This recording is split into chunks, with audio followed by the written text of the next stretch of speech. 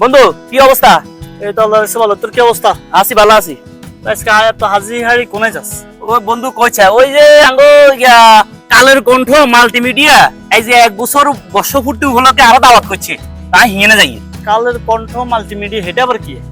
ওরা তো এটা বুঝছ না আগে কালের কণ্ঠ পত্রিকা আছিল, অন এটারে মাল্টিমিডিয়া মানে এটা সোশ্যাল মিডিয়াতে নিয়ে আসছে, এটার নাম হচ্ছে কালের কণ্ঠ মাল্টিমিডিয়া।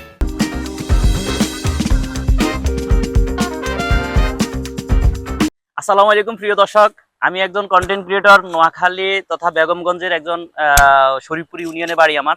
তো আমি নোয়াখালীতে কন্টেন্ট তৈরি করি, ফানি কন্টেন্ট এবং কি সামাজিকতার কিছু ভিডিও তুলে ধরি, প্লাস আপনার ইমোশনাল কিছু ভিডিও তৈরি করি।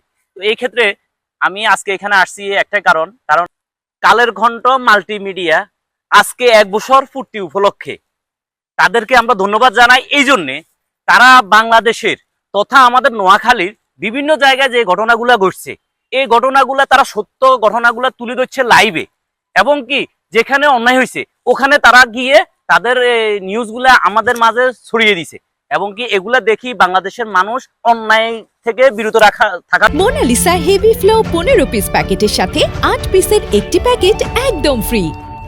তার জন্য তাদের এই লাইভগুলো দেখে বাংলাদেশের অনেক মানুষ আর ওই ভয়ে আপনার অন্যায় করতে যায় না।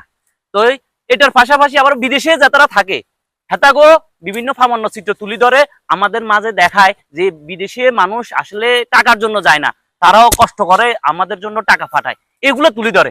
পাশাপাশি কৃষকের যে খামারগুলো আছে, কৃষকেরা যাই কাজগুলো করে এগুলো তারা তুলি ধরার পরে এটার পাশাপাশি আরো অনেক কিছু তুলি ধরে। এখন আমি মনে করি এই কালের কণ্ঠ মাল্টিমিডিয়া যেন আগামীতে বাংলাদেশের বিভিন্ন জায়গায় সত্য ঘটনাগুলো যেন সামনের দিকে তুলে ধরতে পারে, এটার লাই আপনারা হেতাগোল্লায় দোয়া করবেন, এবং কি হেতাগো যে চ্যানেল আছে এই চ্যানেলে সবাই ভিডিওগুলো দেখবেন। পাশাপাশি তাদের কাছে আমাদের প্রত্যাশা হইলো তারা যেন দেশের এবং জনগণের সত্য ঘটনাগুলো তুলে ধরে সবার মাঝে আগামীর জন্য কিছু নিয়ে আসবে। কালের কণ্ঠ 1 বছর মাল্টিমিডিয়া উপলক্ষে কালের কণ্ঠ থাক সবার মাঝে, যেখানে অন্যায় সেখানে হচ্ছে কালের কণ্ঠ লাইভ। আমরা চাই কালের কণ্ঠ দেশ ও জনগণের কথা তুলে ধরুক, প্রবাসে যারা আছে তাদের কথা তুলে ধরুক, আমাদের আশপাশে ছড়িয়ে ছিটিয়ে থাকা যেখানে অন্যায় সেখানে আমরা চাই কালের কণ্ঠ থাকুক। কালের কণ্ঠ সবার মাঝে থাকুক, কালের কণ্ঠ সবার হৃদয়ে থাকুক। আর হচ্ছে কালের কণ্ঠের জন্য শুভকামনা রইল, এগিয়ে যাক দুর্ভাগ্য অতীতে।